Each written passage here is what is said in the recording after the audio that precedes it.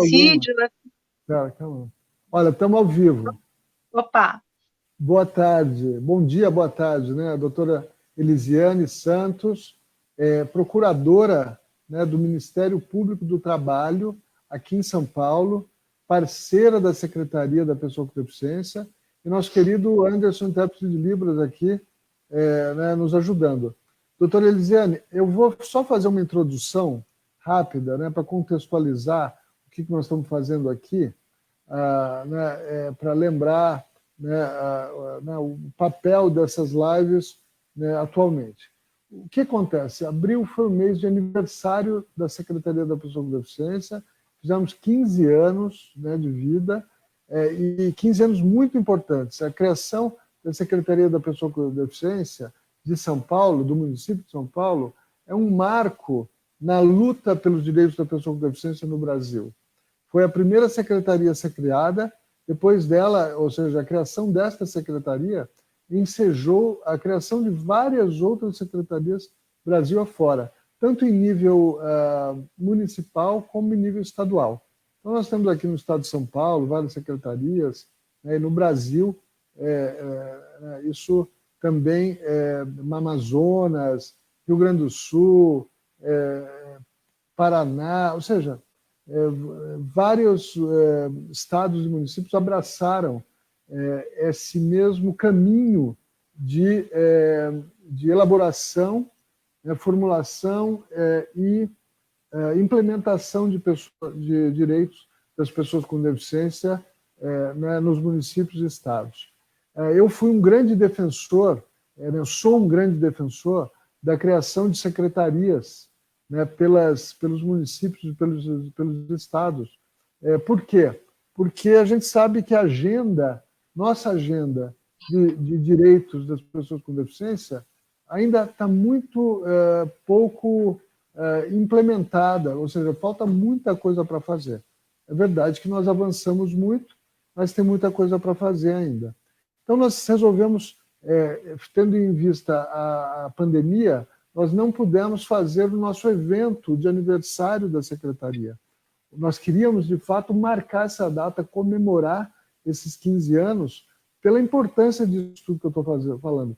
E tem assim, um timeline que inclui a criação do Conselho da Pessoa com Deficiência em 89, né, a criação da CPA em 96 e a criação dessa secretaria. Então, São Paulo, há anos aí, sempre está na vanguarda, inclusive desse movimento de pessoas com deficiência.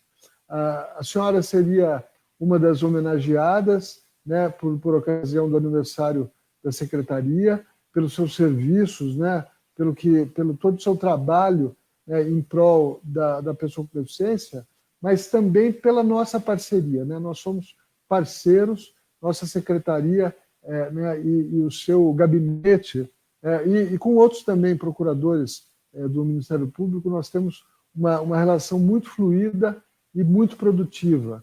Então, a gente queria comemorar tudo isso. Como não aconteceu presencialmente, resolvemos continuar, ou seja, resolvemos fazer essas lives entrevistando ou batendo um papo com todas essas pessoas que serão homenageadas. Para quê?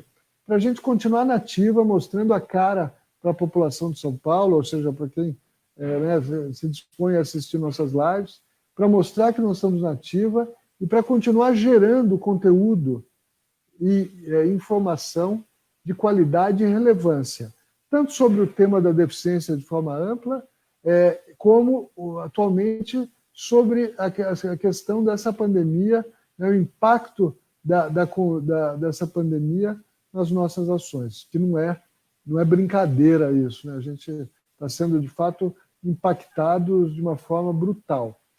Antes da gente começar, doutora, eu só queria reconhecer e agradecer a presença de algumas pessoas aqui que estão nos acompanhando. 100% do staff da secretaria, né? A Marinalva mandando um abraço aqui forte para a senhora. Né? A gente tem a associação Faça a Sua Parte, está aqui. O nosso querido amigo, né, parceiro, que vai ser entrevistado aqui semana que vem, grande atuante aqui na causa da pessoa com deficiência, Luiz Bósio. né, o nosso querido Regis Guariente, que está todo dia aqui com a gente. Né, o Regis, eu acho que é a audiência mais frequente aqui. Obrigado, Regis. A Neide Germán, né, está aqui com a gente. O Rodrigo Rosso, que foi entrevistado essa semana, uma referência aí na área da pessoa com deficiência.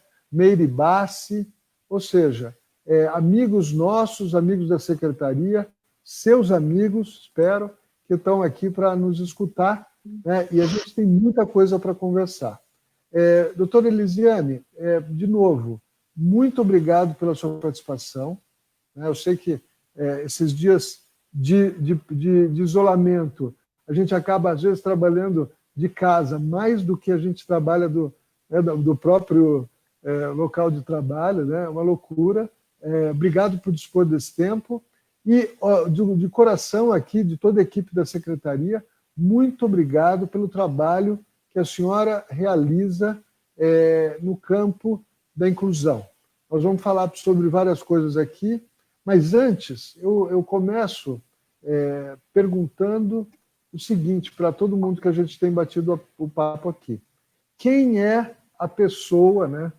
Quem é Elisiane Santos? Como a senhora se apresenta?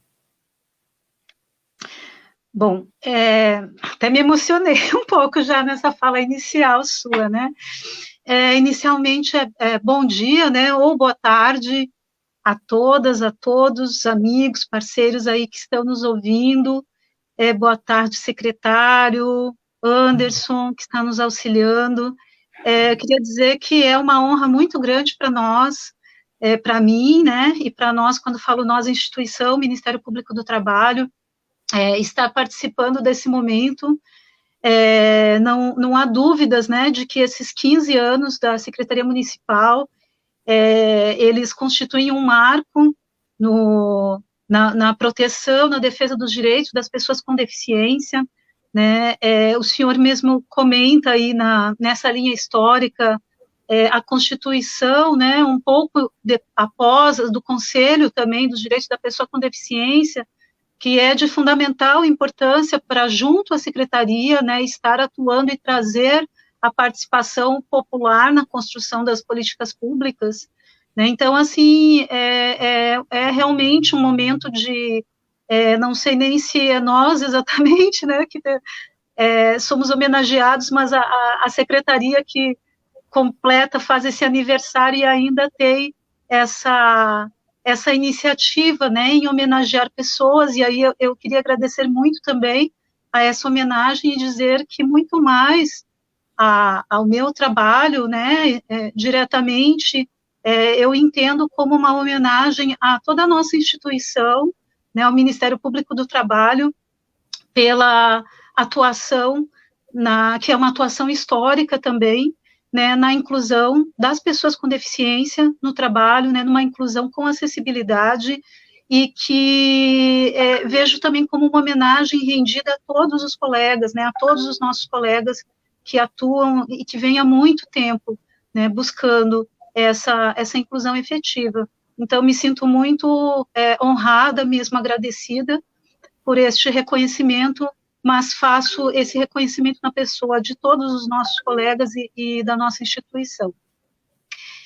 E para falar um pouco de mim, nunca é muito fácil, né, a gente falar da gente, mas, assim, sinteticamente, né, acho que eu me vejo e vou me definir aqui como uma mulher negra de 47 anos, né, eu sou mãe, tenho uma filha de 9 anos, esse ano eu completo 14 anos de Ministério Público do Trabalho,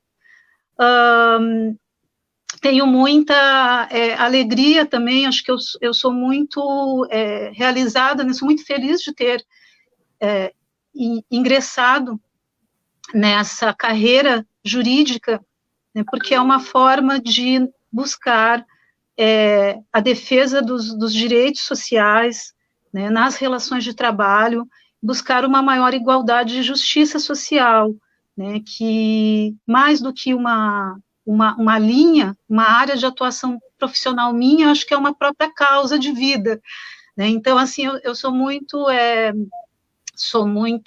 orgulhosa, né, de estar nessa possibilidade também de profissionalmente poder atuar nessa defesa de direitos.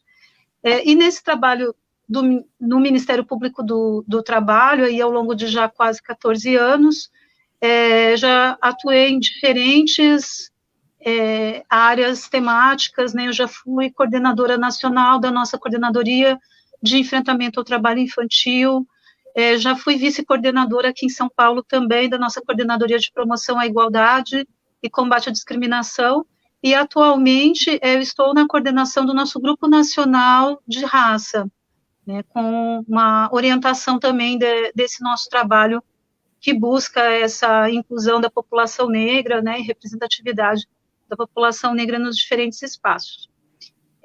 Mas, de forma geral, né, nós atuamos em todas as diferentes questões e também continuo atuando no campo da inclusão da pessoa com deficiência no mercado de trabalho. Acho que é isso de início. Muito bom. Me diga uma coisa, a lei de cotas, que não é nenhuma lei, né, mas, vamos dizer, na verdade, são artigos e depois recomendações, ou seja, um arcabouço jurídico, mas que não é uma lei, né? É muito importante para a inclusão da pessoa com deficiência, ou seja, esse instituto que a gente chama de lei de cotas, eu acho que hoje em dia o que tem de mais importante, mais fundamental para a inclusão da pessoa com deficiência, ou seja, a gente não pode, é algo muito valioso para a causa da pessoa com deficiência.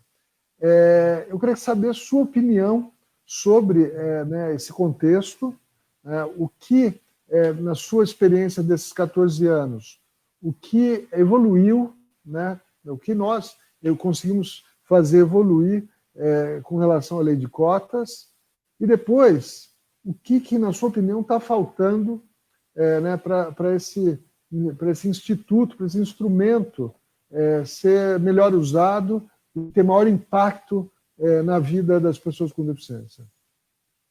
Certo.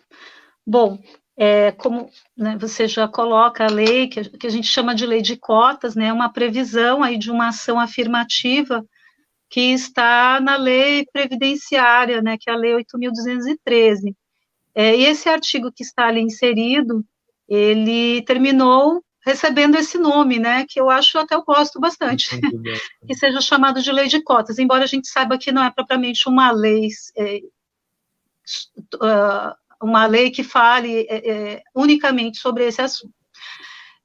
Mas, assim, eu penso que não há dúvidas, né, da importância dessa medida legislativa, né, porque vamos pensar assim, qual seria o cenário anterior, né, à lei de cotas, ou a essa ação afirmativa, que ela vem numa lei de 91, né, então, logo após a promulgação da Constituição Federal de 1988, né, num movimento de abertura democrática, né, de consagração de direitos fundamentais nesse nosso instrumento maior, né, que é a nossa lei maior, que é a nossa lei fundamental, que se pauta em princípios, né, de igualdade, não de discriminação, e que traz esse desafio de construir ações, né, em nível geral, dentro do país e dentro da legislação, que possibilite se concretizar esse princípio da igualdade.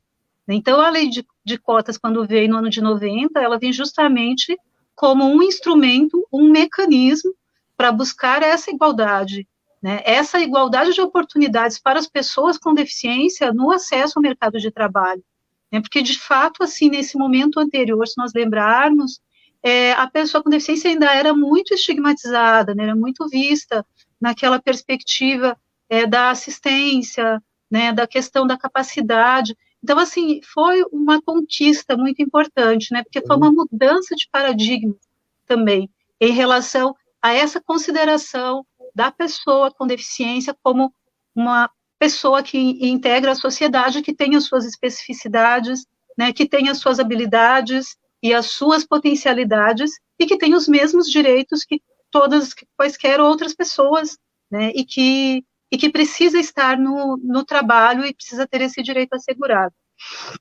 Nós tivemos, eu acho que essa análise ela é mais importante desse ponto de vista, né, de visibilidade, inserção, autonomia, né, que as pessoas com deficiência, então, passam a ter neste novo cenário pós-Constituição Federal, né, do que se nós formos analisar simplesmente em relação a números, por exemplo, né? Se nós buscarmos hoje dados, e esses dados não estão atualizados, mas se nós fizermos aí um levantamento de dados em relação a vínculos formais de trabalho, de possibilidades, né, de cumprimento de cota e de cumprimento efetivo, né, nós vamos ver que ainda é um percentual baixo, que ele fica em torno de 1%, né, 1% dessas vagas para pessoas com deficiências, elas estão preenchidas hoje.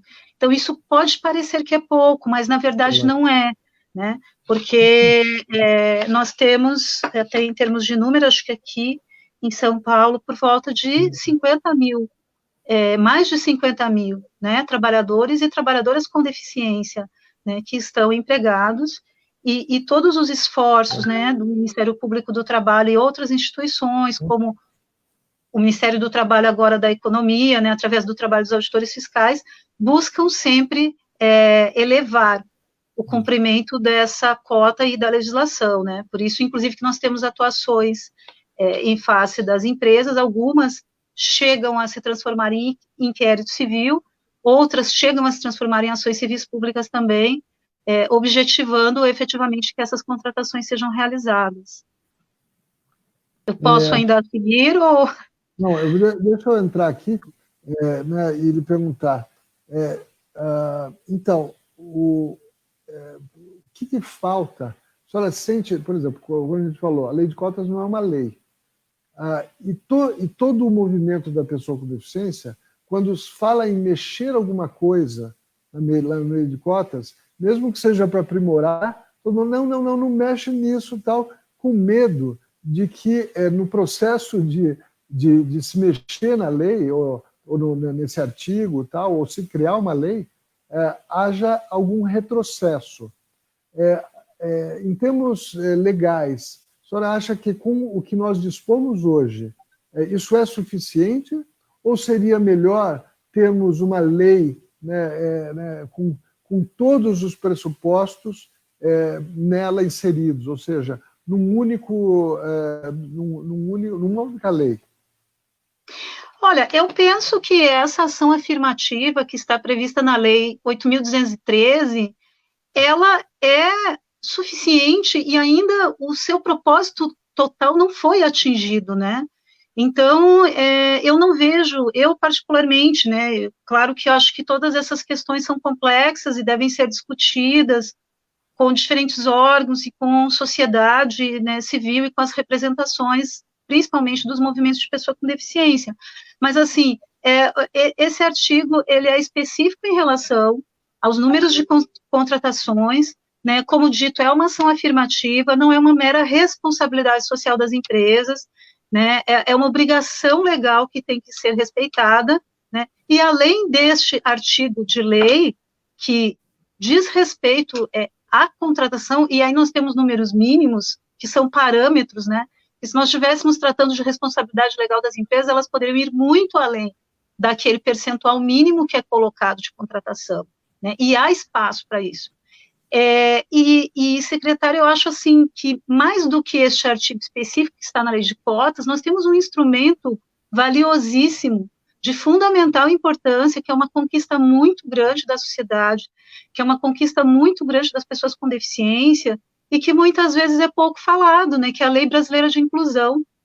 Então, nós temos uma lei que traz todos os fundamentos da Convenção Internacional sobre Direitos das Pessoas com Deficiência, que fala sobre acessibilidade, que fala sobre a tríplice responsabilidade, né, a responsabilidade do Estado, da sociedade, da família, em assegurar com prioridade todos os direitos da pessoa com deficiência, né? Então, se nós reunirmos os nossos princípios fundamentais que estão expressos na Constituição Federal, com a chamada lei de cotas, né, ou seja, com a ação afirmativa que está prevista nessa lei específica, mais a Lei Brasileira de Inclusão e a Convenção das Pessoas com Deficiência, eu penso que a nossa legislação ela é mais do que, ela é avançadíssima, né, e ela é inclusive referência, eu penso, em termos de inclusão. O que nós precisamos nesse momento é de compromisso efetivo, né, comprometimento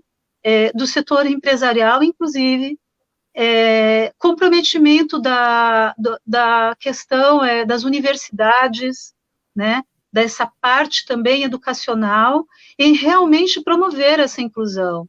Eu acho que nós temos as condições para fazer isso, e temos exemplos também, boas práticas, né, já iniciativas, tanto do setor privado, né, empresarial, quanto do setor público, que mostram não apenas que é possível essa inclusão efetiva, como mostram os benefícios, né, que traz essa inclusão no ambiente de trabalho, né, existem estudos que mostram, né, o quanto a diversidade nos locais de trabalho, ela ajuda tanto no aspecto da produtividade, né, quanto no aspecto das relações sociais, das relações das pessoas, dos contatos com as pessoas mais diversas, né, e aí a gente falando de diversidade, estamos aqui falando da pessoa com deficiência, mas assim, vamos pensar em todas as dimensões da diversidade, né, o quanto é importante que isso esteja presente nos locais de trabalho, em âmbito público e privado, né, em todos os espaços.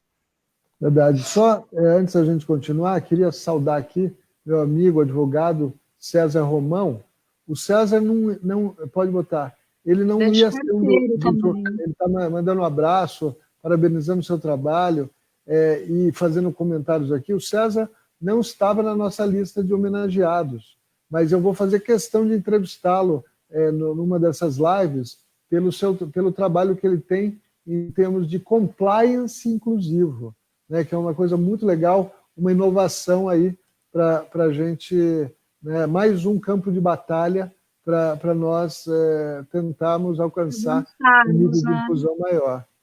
Eu tenho certeza, infelizmente, que com essa pandemia nós vamos ter ataques à lei de cotas, seja do ponto de vista legislativo, ou seja, isso já tem um monte, deputados e senadores querendo mudar a lei, como do ponto de vista prático, ou seja, pessoas com deficiência, eu já tenho recebido notícias sendo mandadas embora, quer dizer, contratações não sendo feitas, ou seja, acho que nós vamos ter um cenário problemático aí em função dessa pandemia, né, em função do grande nível de desemprego que essa pandemia vai causar, a crise social e, infelizmente, econômica, quer dizer, que a gente não sabe nem o fundo dela, né? Não sabe nem onde ela vai chegar ainda.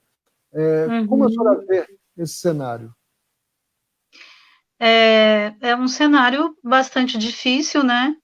Que exige soluções e enfrentamento sério e, sobretudo, algo que acho que está faltando muito nesse momento, né? Que é o diálogo social, né? Que não é algo que vem simplesmente numa avaliação de uma percepção subjetiva, né, de que os movimentos precisam ser consultados, ou os trabalhadores...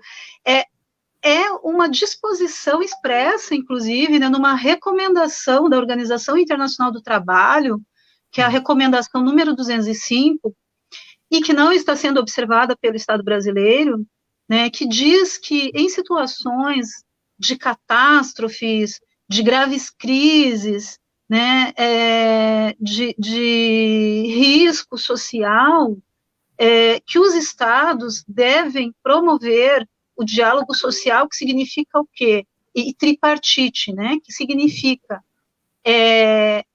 a união, né, de governos, setor empresarial, trabalhadores e ainda, se possível, entidades, né, representantes da sociedade civil, movimento social, para que se chegue ao quê? Para que se construam essas alternativas de forma conjunta.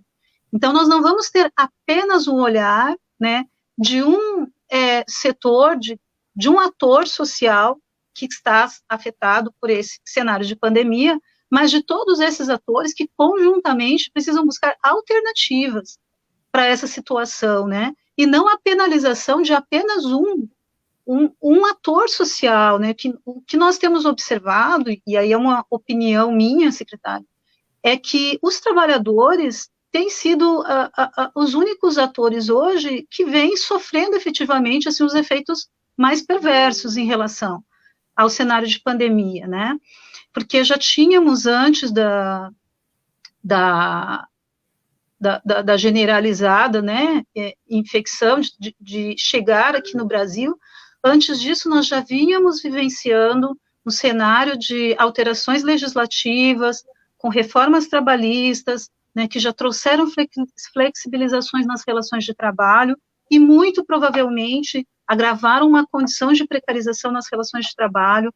Inclusive, essa questão do cumprimento da cota, ela já vinha sendo discutida em algumas tentativas legislativas de mudança, de flexibilização, de possibilitar o não cumprimento da cota por determinados setores da atividade empresarial, né? Então, essa discussão já vinha sendo levada a cabo antes da pandemia.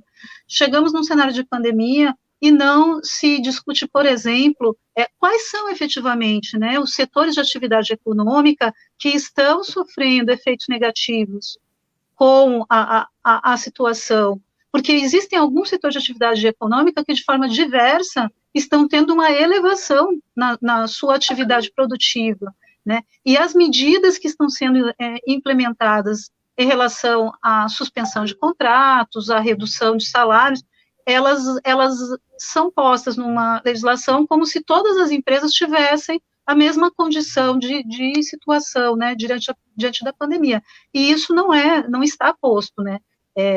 As condições para implementação dessa situação excepcional de trabalho, elas devem ser consideradas em relação a cada uma das realidades vivenciadas, né, pelas empresas. Não é a mesma coisa nós falarmos de uma pequena empresa que está sofrendo graves efeitos e de uma grande corporação que tem uma outra realidade, né, financeira e que tem condições, sim, também de suportar, de assegurar, né, os direitos trabalhistas mínimos e fundamentais. E aí eu gostaria só de fazer um alerta para essa situação que o senhor coloca de dispensas de trabalhadores com deficiência, né, que, a depender dessas realidades verificadas do ponto de vista da saúde, né, da empresa, não sei nem se a gente pode falar isso, da empresa, saúde financeira, da condição real, né, de capacidade financeira da empresa, essa dispensa ela pode ser vista como uma dispensa discriminatória, né? Então, é muito importante que as recomendações sejam seguidas. Nós temos notas técnicas já elaboradas de recomendações a setor privado, sindicatos e setor público. A recomendação é de que o emprego seja mantido, os trabalhadores possam desenvolver suas atividades de forma remota, né? A nossa recomendação também é que os sindicatos sejam chamados ao diálogo para que se busquem nas negociações coletivas, né, evitar dispensas em massa, e que se tenha um cuidado, uma atenção muito especial à questão dos trabalhadores com deficiência, né, que são pessoas mais vulneráveis, inclusive reconhecidas pela Lei Brasileira de Inclusão, como pessoas mais vulneráveis nesses momentos de calamidades, né, e de pandemia. Então, é nesse sentido, assim, né, a minha avaliação, de que nós precisamos encontrar essas soluções através do diálogo social, e não incidir em retrocessos. Eu queria até falar, Marinalva, pessoal que nos ouve, Cissa, vamos pegar com a doutora Elisiane essas recomendações para nós divulgarmos também para o nosso público, nossa população com deficiência. É muito importante que o trabalhador, né, e que a pessoa que está afetada conheça essas recomendações para que ela possa lutar contra elas, se caso ela seja afrontada, né, com uma dessas. Antes da gente continuar, eu só queria dizer o seguinte, queria pedir para as pessoas que nos assistem, que já está todo mundo na página do Facebook mesmo, na nossa página, aproveitem e vão ali do lado e dão um seguir, ou seguir, né? Curtir e seguir a página da nossa página no Facebook. Nós estamos com por volta de 25 mil seguidores, a gente quer chegar a 30 mil, né? A nossa meta agora, nos próximos tempos, é chegar a 30 mil, estamos nessa campanha. Mas, sem querer interromper, né? Sem querer interromper esse raciocínio tão interessante que nós estamos desenvolvendo, eu queria saber, na prática, doutora, o que faz uma pessoa que se sente né, violada, sente seus direitos violados, como ela acessa, como ela tem acesso, como ela pode provocar, né, a atenção e como é que eu vou chamar isso? A guarda, a garantia dos seus direitos via Ministério Público do Trabalho. Tá. Só antes de responder, eu vou informar aqui, se eu termino esquecendo, sobre as notas técnicas. Nós temos um canal no YouTube que se chama PCD Legal. Nesse canal tem todas as notas técnicas de forma acessível, né? Essa nota técnica que fala do trabalhador, da trabalhadora com deficiência, é a nota 7, porque tem outras que são direcionadas ao trabalhador doméstico, né, a outras categorias. E além das notas técnicas, né, tem uma vasta legislação de forma acessível nesse canal do YouTube. Então, curtam também, busquem as informações no canal. PCD Legal. Até eu estou dizendo, eu vou passando recados aqui para a minha turma que está online, né? Pessoal, vamos divulgar essa página, que isso é muito importante para o nosso público, por favor. Então, tá. Como a gente acessa o Ministério Público do Trabalho? Então, o Ministério Público do Trabalho continua né, funcionando normalmente de forma remota. As denúncias podem ser encaminhadas pelo site www.mpt.mp.br.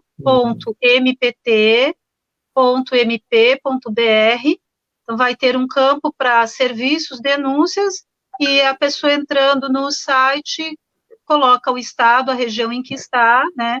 É importante dizer também que o Ministério Público está em todos os estados da federação, então esse site é nacional e abrange todas as localidades, e essa denúncia vai ser distribuída, né, a um procurador que vai fazer todo o encaminhamento. Uma informação importante também é que nós asseguramos o sigilo, né, das pessoas, do denunciante que não quer se identificar. Então, os trabalhadores e trabalhadoras podem ficar tranquilos também em relação a isso, porque muitos, às vezes, não querem, né, fazer a denúncia, porque a empresa vai saber que eu denunciei. Então, assim, podem ficar tranquilos em relação a essa questão. Quanto aos pontos principais, né, que nós temos trabalhado nas recomendações, um deles eu já mencionei, que é a questão da garantia do trabalho, né, de priorizar o trabalho das pessoas com deficiência de forma remota, através do home office, nas situações em que isso não é possível, quando a atividade da empresa não é possível de ser realizada à distância, né, a gente recomenda, então, que sejam antecipadas férias, que sejam buscadas outras soluções, nesse sentido, inclusive uma possível licença remunerada, né, mas assim que os vínculos não sejam rompidos.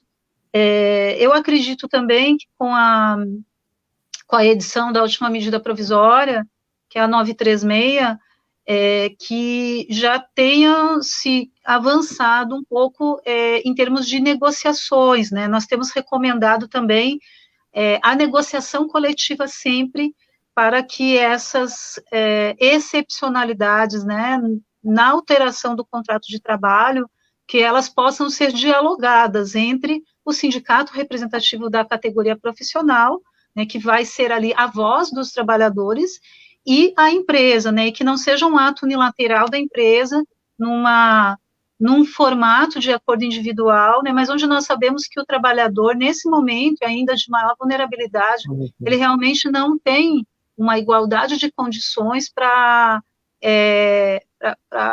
estar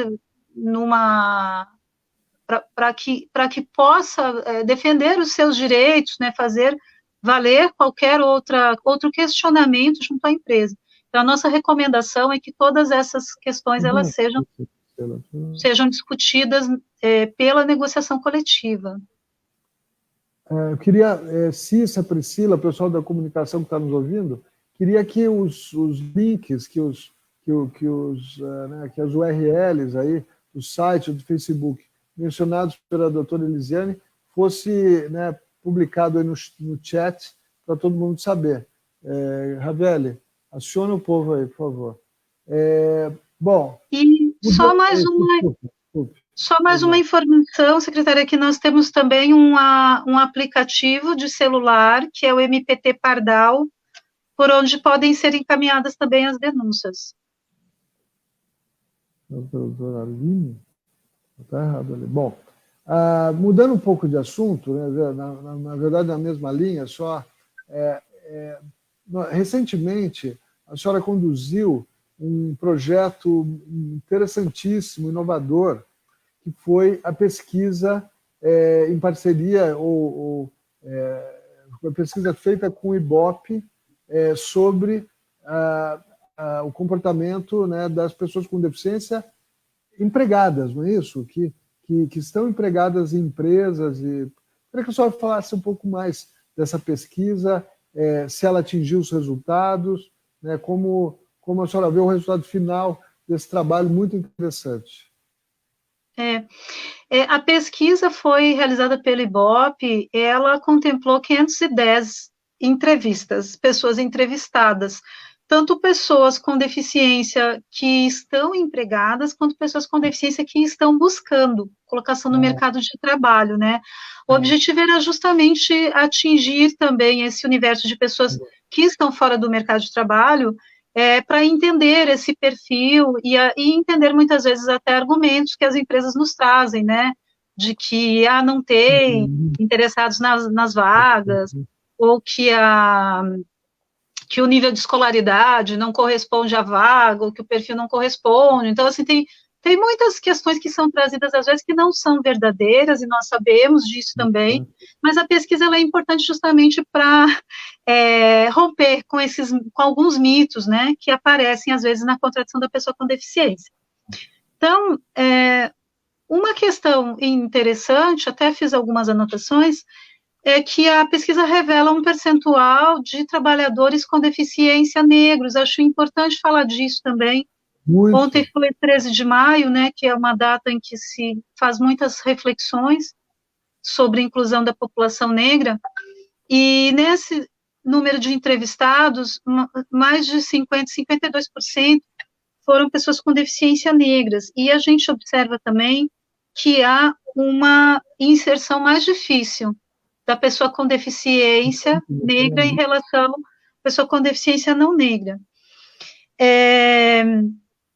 A pesquisa traz um dado interessante em relação à avaliação, né, que os próprios entrevistados têm sobre a lei de cotas, né, e as avaliações que os entrevistados trazem são todas positivas, né, inclusive tem uma pergunta, um questionamento que é espontâneo, né, não é com respostas prontas ali para marcar, e a pessoa foi questionada sobre o que ela percebia quando pensa em trabalho, né, qual o sentimento que vem à tona, e 90% das pessoas trouxeram sentimentos muito positivos em relação ao trabalho, né, e as palavras mais citadas foram alegria, independência e dignidade, né, então essa é uma questão que eu achei muito bonito, assim, que fortalece essa nossa conversa sobre a importância da lei de cotas e sobre a importância da inclusão no trabalho, né. A pesquisa traz muitas informações, secretários. Ela traz um retrato também da escolaridade, que eu acho que afasta alguns mitos também, quando falam que as pessoas não têm, não está dentro do perfil das vagas, porque deixa eu buscar o dado aqui, Do total de entrevistados, tá, 59% possuía ensino médio ou cursando, o nome da mulher, né? ensino médio, e 23% já em ensino superior, ou completo ou em curso, né? Então, assim, são 80% dos entrevistados que ou têm nível médio, ou estão concluindo o nível médio, ou inclusive já ingressando no ensino superior, né? Embora, claro, que a gente também tem essa intenção de aumentar muito mais, né, o número de pessoas com deficiência no ensino superior, mas é interessante que mostra, assim, que realmente existe, que as pessoas, né, estão preparadas, estão capacitadas para ingressar nas mais diferentes funções oferecidas.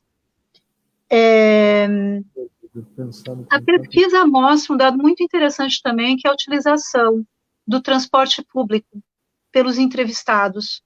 Mais de 90% informa que a maior utilização, maior forma de deslocamento dentro da cidade é feita pelo transporte público. Mais de 90% respondeu isso. Então, veja que esse dado é importante, inclusive, quando nós pensamos nesse cenário de pandemia, né, e reforça a nossa recomendação em relação ao trabalho remoto, né, porque muitas vezes a pessoa com deficiência que está hoje desenvolvendo suas atividades pode não estar naquele grupo de risco listado pela OMS, né, mas ela apresenta algumas condições que fazem com que esse risco seja maior, com que o risco de contaminação seja maior, né, a ela. Então, a recomendação é para que o trabalho seja assegurado de forma remota. Acho que mais um dado que é bem interessante nessa questão dos mitos, né, para a não inclusão, derrubando esses mitos que às vezes dificultam essa inclusão. 85% dos entrevistados afirmam que a família os apoia na busca pelo trabalho, né, na inserção no mercado de trabalho formal, ou seja, derrubando aquela fala também de que muitas vezes existe a vaga, mas as pessoas não querem, porque a família não quer que a pessoa trabalhe, quer receber o benefício, enfim, né, todas essas condições. Eu acho, assim, fechando um pouco, né, um geral da pesquisa, que claro que ela não traz um levantamento em percentual, né, que pode ser tido como geral para a condição de trabalhadores, de perfis de trabalhadores, seja em razão de territórios, né, seja em razão até do tipo de deficiência, porque ela ouviu pessoas com diferentes deficiências, mas algumas um número maior de pessoas com deficiência física, um número menor de pessoas com deficiência auditiva, por exemplo. Então, assim, a gente não pode trazer esses dados como generalidade, mas a gente pode ter indicativos aí muito importantes, né, muito importantes do ponto de vista qualitativo para aperfeiçoar as nossas ações de inclusão, né, de busca efetiva da inclusão no mercado de trabalho. Muito bom. Sabe que a sua iniciativa nos inspirou, nós não colocamos, não está acontecendo ainda, espero que aconteça, mas eu aproveito essa fase, não sei se vai dar certo, mas eu queria fazer uma pesquisa aprofundada com as pessoas que estão empregadas. Na linha dessa pesquisa mais geral que foi feita pelo IBOP, eu queria mandar um questionário para as empresas mandarem para os seus funcionários. A gente até conversou superficialmente sobre isso naquela reunião que eu participei, que é para saber o perfil de quem está empregado. Quem é esse cara, quem é essa pessoa, quem é essa mulher, que transporte ele usa, que plano de saúde ele tem, que lazer que ele frequenta, ou seja, o que ele faz da vida dele. Porque a gente está muito distante, a nossa secretaria ela está distante do pessoal da lei de cotas, porque esse pessoal se sente incluído, então a nossa secretaria faz pouco sentido para ele, porque ele já está, digamos, incluído. Eu acho que não. Na verdade, tem muitas batalhas ainda para serem enfrentadas. Com certeza. E mais, o nosso desafio de militância, né, e de mobilização, ele muda com o tempo e ele fica, inclusive, mais complexo e sofisticado. Sei lá, 20 anos atrás, uma rampa, um elevador de ônibus era uma grande conquista. Hoje, nós estamos... Isso, em grande medida, na cidade de São Paulo, está resolvido. Né, rampa em calçada, um pouco menos, mas que é algo que já está encaminhado. Mas hoje em dia nós temos questões mais complexas, né, mais delicadas, então, uma evolução das questões que foram colocadas aí ao longo dos anos, né? E eu estou sentindo que o movimento das pessoas com deficiência está meio fraco. Ele se acomodou. Ou seja, hoje em dia nós não temos militância aguerrida como tinha antes. Eu sou a favor de fazer piquete em frente da casa do ministro, ou sei lá de quem, do secretário, eventualmente, aqui em São Paulo. Nós temos né, aqui em São Paulo a vantagem, grande vantagem, de ter um prefeito atualmente extremamente sensível à causa, que nos permitiu também avançar muito na nossa agenda. Mas tem muita coisa a ser feita. Então, eu estou muito empenhado agora em fazer com que essa militância, ou seja, reativar essa militância. Inclusive, eu queria saber a sua opinião. Eu estou querendo fazer uma reunião virtual com quem? Eu estou chamando internamente, não é de jeito nenhum, é um nome meio... Eu estou chamando de reunião chapa branca, porque eu quero convidar quem? Todo mundo do setor público atuante em São Paulo. Então, a senhora, né, o pessoal do Ministério Público do Estado, o pessoal do Ministério Público Federal, alguns juízes que estão envolvidos com a causa, que são parceiros nossos, o responsável da Câmara Municipal por Acessibilidade, ou seja, no cenário público, né, tanto em atuação na cidade de São Paulo, tanto de agentes de nível federal como estadual e municipal, por uma reunião online, porque é o seguinte, a senhora tem ações memoráveis no âmbito do Ministério Público do Trabalho, o nosso amigo, sei lá, Pedro Machado, do Ministério Público Federal, também tem ações muito interessantes e nós não estamos nos falando. Talvez uma interlocução mais fluida entre esses agentes públicos tão importantes, né, para o avanço da nossa agenda, talvez mereça uma interlocução mais próxima. Qual a sua opinião sobre essa potencial iniciativa? Eu acho fundamental, né? Sou totalmente defensora e entusiasta sempre dos trabalhos coletivos, em parceria, de forma integrada. Eu acho que a gente sempre soma esforços e só tem a crescer nessas ações, nessas iniciativas que são construídas coletivamente, né?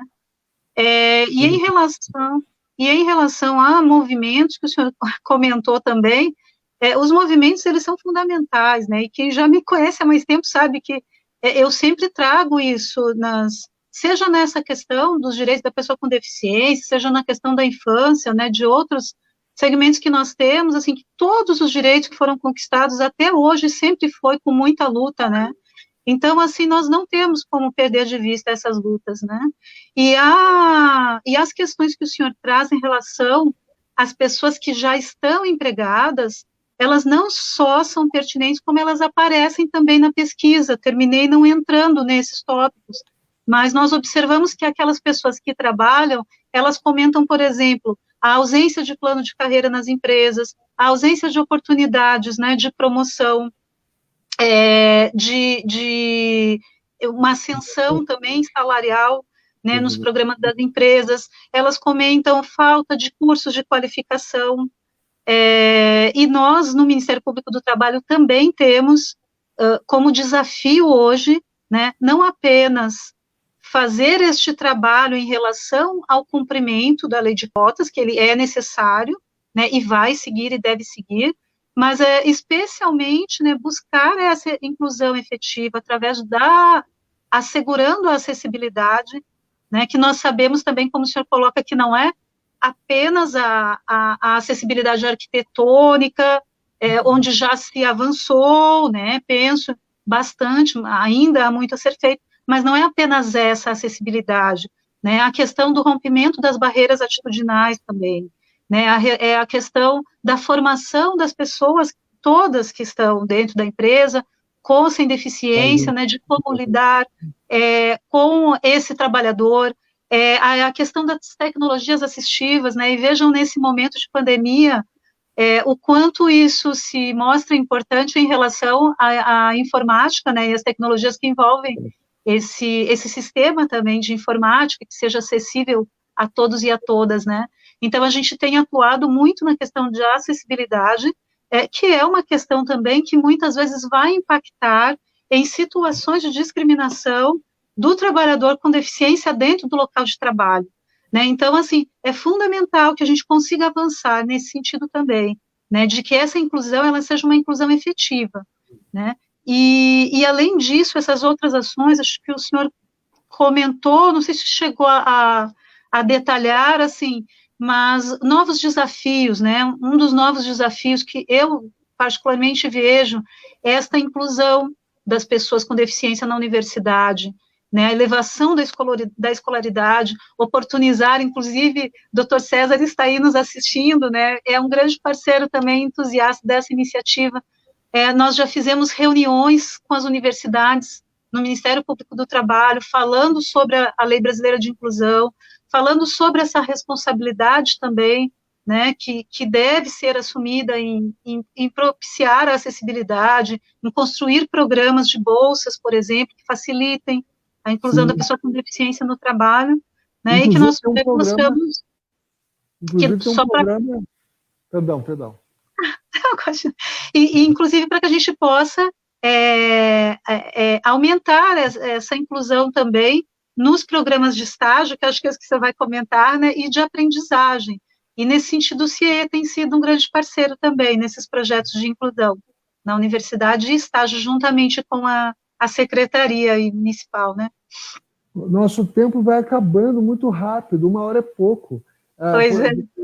Talvez, para terminar nosso raciocínio aqui, eu queria que a senhora falasse um pouco do projeto de bolsas, né, que está acontecendo, e a importância, né, de uso, né, específico, pontual, né, muito bem pensado, de recursos vindos de multa em projetos de inclusão da pessoa com deficiência. Quer dizer, um misto dos dois, né? Esse projeto que está acontecendo, que está sendo financiado com recursos de multas, e, de modo geral, até a gente queria retomar nessa questão das multas, que com a saída da Bernadette aqui, a gente não falou mais, né, de usar recursos de multas para projetos da secretaria. Mas essa é uma questão que talvez fosse interessante nós retomarmos. Tá.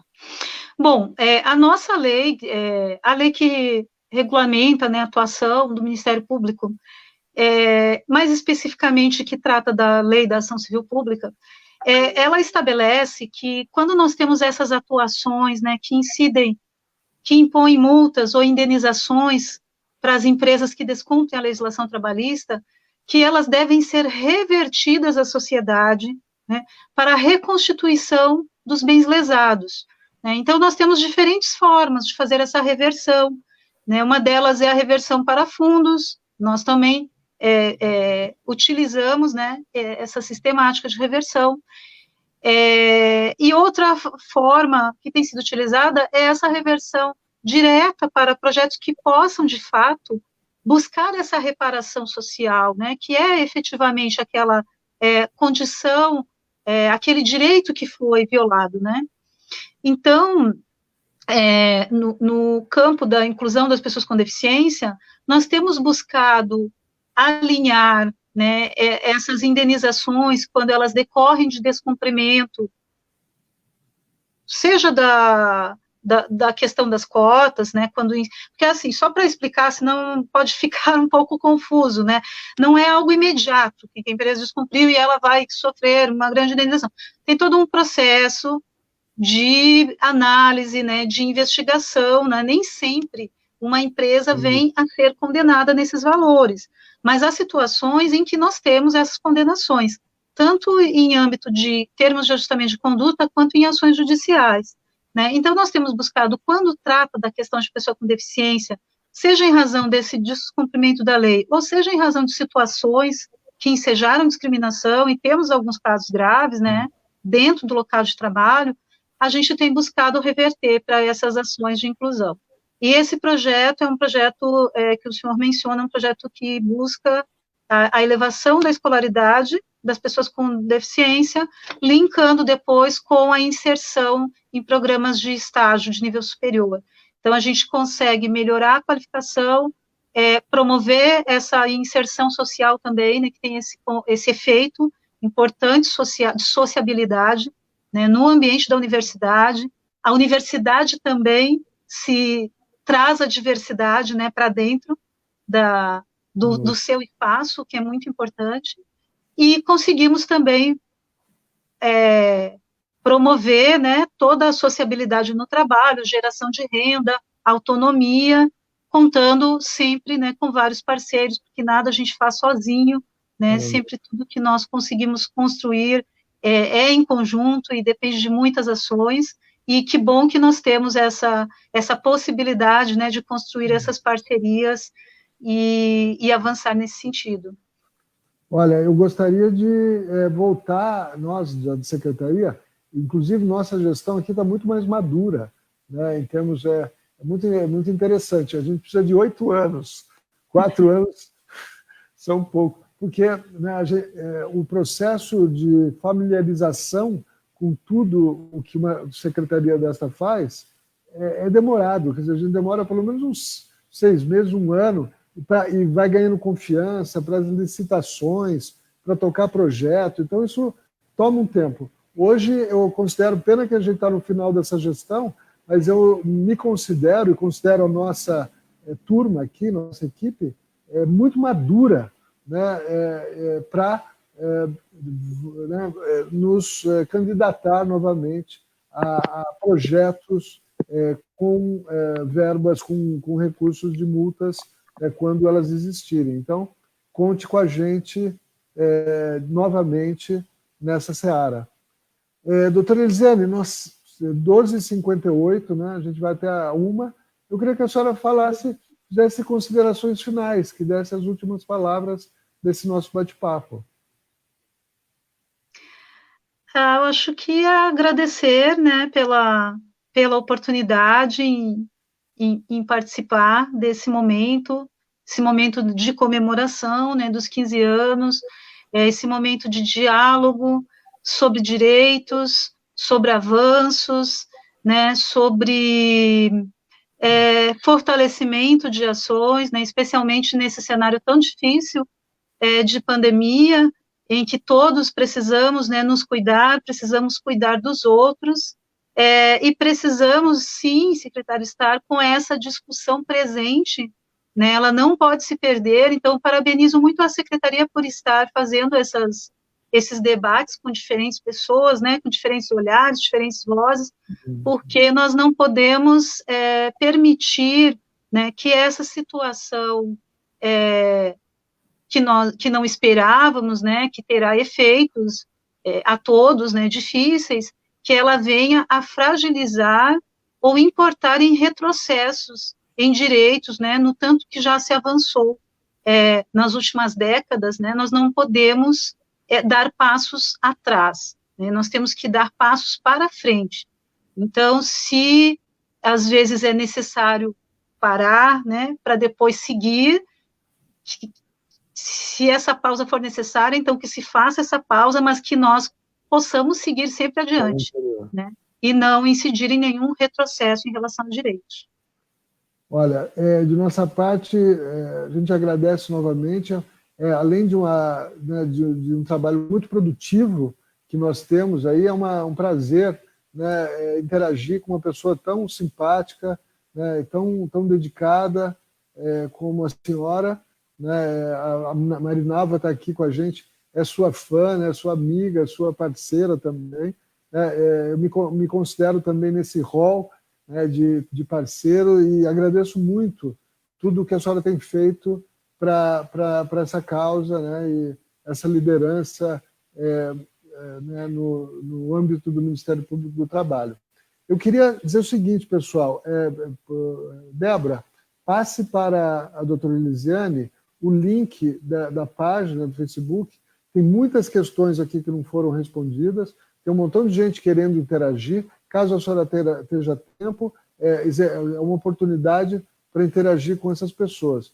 E eu peço para vocês, divulguem essas lives para, né, seus contatos.